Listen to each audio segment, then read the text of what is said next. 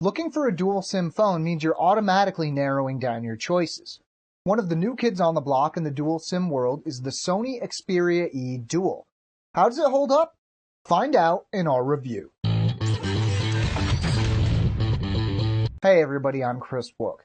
While everybody's going nuts for Sony's new high-end phones, they're quietly releasing low-end phones on the side as well, like the recently released Xperia E Dual. Now it's got dual SIMs and a pretty low price, but it's also got some pretty low-end specs. How low? Let's find out. The Sony Xperia Dual runs a 1 GHz single-core Qualcomm Snapdragon processor and has a 3.5-inch HVGA display, 512 megs of RAM, and 4 gigs of internal storage expandable via the microSD slot.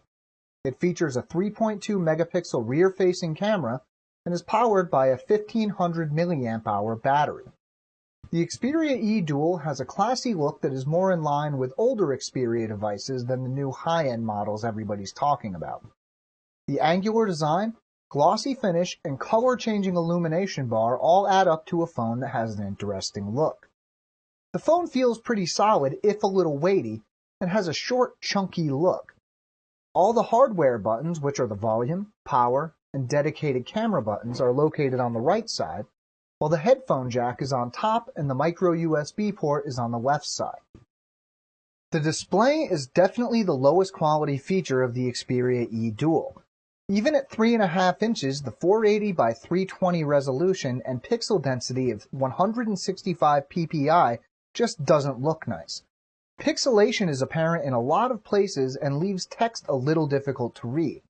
Video and images fare better, but you're probably not going to be doing a lot of reading or watching on this phone. Performance isn't super, but is better than you might expect. There is occasionally a little stuttering when scrolling through home screens or the app drawer, but apps launch fairly quickly.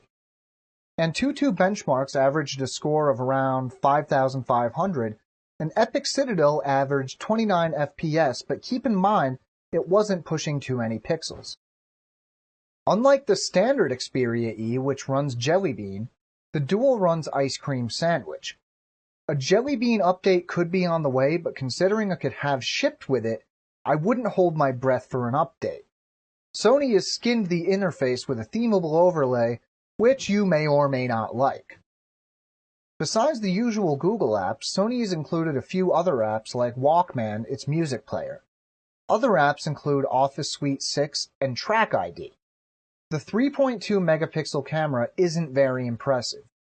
Even in broad daylight, photos I took on the default settings ended up looking fairly dark. There was noticeable artifacting and visual noise present as well. No front-facing camera is included. Video is even worse, with the resolution topping out at VGA resolution or 640 by 480. It's alright for a quick clip, but the video won't look great on a computer. While the battery capacity is only 1,500 mAh, battery life wasn't bad. It's possible to run it down fairly quickly, but during testing I got over 6 hours of heavy use. Normal use should allow the Xperia E Dual to last a full day without a charge. The battery is removable, so you can replace the battery or carry an extra if you need it.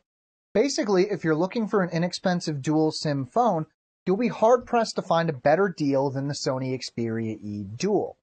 Now, if you don't need dual SIMs, there are plenty of better options at that price. Want to know more? We have a full written review at AndroidAuthority.com.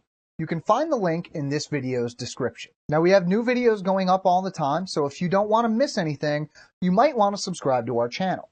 I'm Chris Wook for Android Authority, and as always, thank you for watching.